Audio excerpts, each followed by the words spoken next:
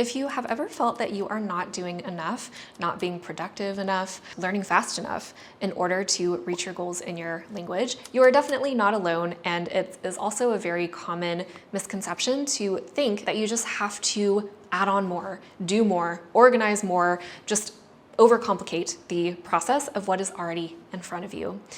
What actually leads to more success is not doing more, but rather setting and sticking to your boundaries that you set for yourself in your learning, just based off the patterns that you recognize are currently or have already gotten in your way and derailed your progress before. In this video, I'm going to give you the top 3 boundaries that I actually suggest every language learner have from my coaching experience, all based on my Mindful Fluency Method. And I bet you can relate to me when I say that we usually start learning a language out of curiosity, maybe out of adventure, out of joy, right? Some sort of feeling that gets us motivated to get going on this journey to getting to fluency. And then once we realize that it's a little bit more complicated outside of just learning the basic phrases, we start to understand from maybe all of the ways of organizing and getting resources and learning the best strategies, all of the things that we see in different language learning communities of how to logistically structure our learning.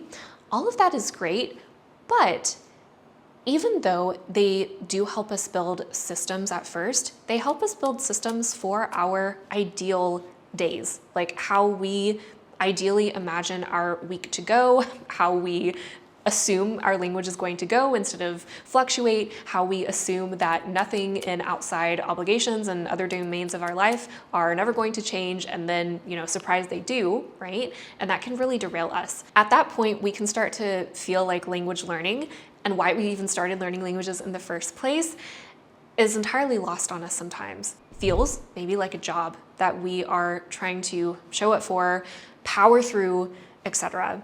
And there is absolutely little or no joy to be had in that scenario. I know how that feels. I've definitely been there with all of my languages before.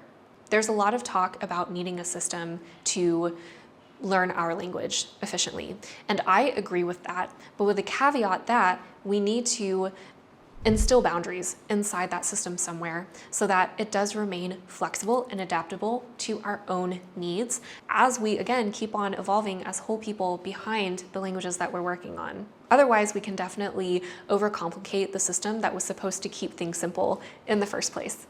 In fact, I was talking with one of my clients this week, and we figured out that even with all of her wondering, am I overcomplicating things? What she was really asking was, I am not sure that simplicity is enough. And I think that that's another trap that language learners fall into, right? Because even though we logically know probably that keeping things simple is the best thing, when we are actually in the tunnel vision, in the weeds of creating our language learning routine and actually implementing it, it's easy to still want to overcomplicate things and not trust ourselves that keeping it simple will be enough for us in order to get to fluent. So how do we exactly protect our energy, our time through our boundaries, and making sure that with these boundaries, we keep things simple still and sustainable? Well, the first one is definitely, as I said before, the boundary of simplicity, which is like the main topic of this video at this point. We really want to be conscious of what ideas might pop into our head, right? What resource might I want to try? What new strategy that I haven't heard about before might I want to add to my own language learning, right? Those are fine, but we really understand our own process and know how we work best in order to really predict and be correct about how adding something new like that will affect the system that we already have in place. We really want our routines to feel lighter. Like, that's the main thing that we're aiming for. So anytime that you feel that language learning in general or part of your language learning routine feels like a heavy lift, that is definitely a signal for you to further simplify what you're doing, wherever that is showing up in your routine for you. The next boundary that we need is the boundary of rest. And I know that there are people in comments before telling me that, hey, you can't tell people to just rest and not study a language every day. And the thing that I'll tell those people is that it's very telling how they define consistency for themselves, and maybe how they have been introduced to the world of productivity, in a lot of ways commodity of the language learning experience, right? I think a lot of us can agree that we learn languages in one way or another in order to communicate, even if we don't have a direct goal of speaking, even if we like to write more, or we like to read or listen. All of that has to do with communication. And so when we go into this whole world of language learning and all the marketing that goes into it, it's easy to fall into the trap of forgetting about connection and communication being the main goals of how we determine if we're fulfilled or not in our learning, and think more about, okay, the only way that I'm going to be fulfilled in my learning is if I get fluent as fast as possible and I do it with the most efficient methods as possible, etc. I have fallen into that trap more than once as well. And the thing that helped me, as well as so many of the language learners that have had similar issues, was to plan for pauses. And consistency, I will also say, does not have to look like studying every day. In fact, I don't think I've done that in years, ever since I started to have this boundary with myself and understand this is what helps me reset. This is what helps my brain really synthesize what I am trying to cram into it all the time, especially when I'm trying to learn something quote unquote fast, whatever that means for you and however you define it. But it's really important to understand what rest means for you, and that it comes in all different forms. Consistency and how we define it comes in so many different forms. So that all goes into the boundary of rest. Once you really understand how you rest best, then that is how I suggest that you then think about how can I involve that boundary into what I'm doing with my learning. And then the third boundary we're going to talk about is the boundary of being enough. So really think about what your good enough baseline for accomplishing in your language learning week looks like. That can look different if you are maintaining different languages.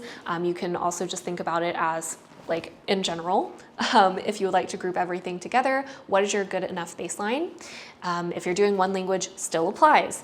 But whatever you determine, whether that be I'm going to do, an hour of learning or being exposed to whatever language, once I do that for the day, then I'm good. You can structure it by that. You can structure it by a certain activity. So as long as I engage with a specific activity in my language, that's good enough for me.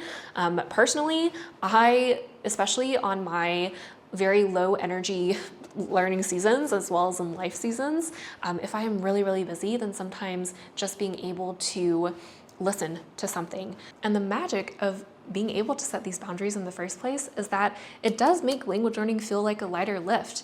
And it helps introduce you to the idea that there are no shoulds in language learning. This is actually one of my new rules of language learning that I include inside my one-on-one coaching program, Multilingual You. Because when we have all of these shoulds in our heads and we're actually acting on these shoulds of our language learning, you should do this, you should do that, you shouldn't do this, right? Then we're really giving our power over to someone else who doesn't even know how we operate, doesn't know how our brains work, doesn't even know our routine, our personal situations, okay? And we don't know theirs. So it really helps you decipher and trust your own intuition about what you know you need and what you truly desire for your own learning, instead of relying on someone else to give you so much of that validation that you're searching for. Now, yes, we still do need, validation and feedback from native speakers, right? But what I'm talking about here is doing the inner work of setting these boundaries so you can prove to yourself that, yeah, you can still grow, but there's another way to do it. Like, you don't have to feel guilty and feel unproductive in order to grind your way towards fluency in a language. There's so many more joyful ways to do that, and by enacting different boundaries, whatever that looks like for you, you can definitely accomplish mastering a language on your own terms. Make sure, if you haven't already, to grab in the pinned comment down below the Language Learning Sustainability Planner. I mentioned how to set boundaries with yourself, and you also get to track it throughout with the planner in real time, ensuring that your routine also stays simple as you go throughout your week. And I'll say here as well, boundaries are not something that limits you, even though I think that that's a lot of stigma that they get whenever we hear the word. They really protect your peace. They protect your energy. And honestly, who would not want a peace of mind as they're learning a language? So I hope that this video helped you a little bit more with having a peace of mind, and that you are definitely on your way, and definitely closer than you think, to getting to a place where language learning can feel lighter for you, more enjoyable for you, more sustainable. I'd love to know in the comments below any of your thoughts that you were inspired to think about more throughout listening to this video, and I will see you in another one very soon.